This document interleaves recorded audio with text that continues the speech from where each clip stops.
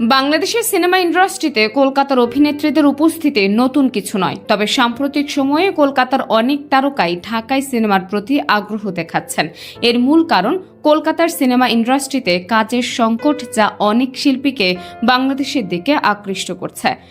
গত 2 বছরে বাংলাদেশি সিনেমায় কাজ করছেন কলকাতার বেশ কিছু নামী অভিনেত্রী। তাদের মধ্যে উল্লেখযোগ্য ইধিকা পাল, দর্শনা বণিক, মিমি চক্রবর্তী, সায়ন্তিকা ব্যানার্জি এবং কৌশানী মুখার্জি। এর আগে শ্রাবন্তী চট্টোপাধ্যায়, স্বস্তিকা মুখার্জি, প্রিয়াঙ্কা সরকার এবং সম্প্রতি বাংলাদেশের সিনেমায় কাজ করছেন কলকাতার আরেক জনপ্রিয় অভিনেত্রী নুসরাত জাহান।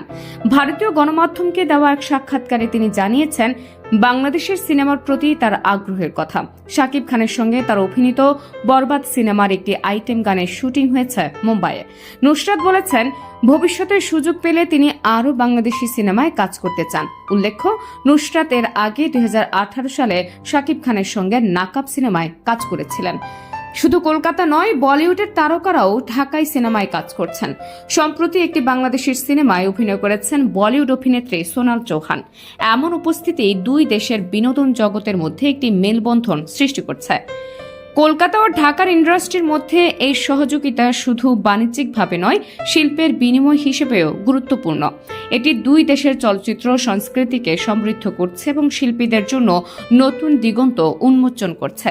কলকাতার নায়িকাদের বাংলাদেশি সিনেমায় আগ্রহ এবং সফল অংশগ্রহণ দেখিয়ে দিচ্ছে এই ধরনের সহযোগিতা কেবল বাড়বে, তবে এর মাধ্যমে বাংলাদেশের শিল্পী ও প্রযোজকদেরও নিজস্ব মান বজায় রাখতে হবে।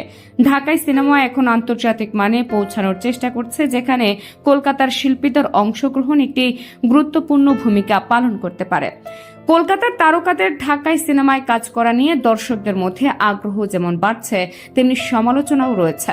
অনেকেই মনে করেন বিদেশি শিল্পীদের প্রতি নির্ভরশীলতা না বাড়িয়ে দেশীয় শিল্পীদের জন্য সুযোগ তৈরি করা প্রয়োজন। তবে দর্শক যদি ভালো সিনেমা পান, তাহলে দুই ইন্ডাস্ট্রির এই মেলবন্ধন প্রশংসিত হবে।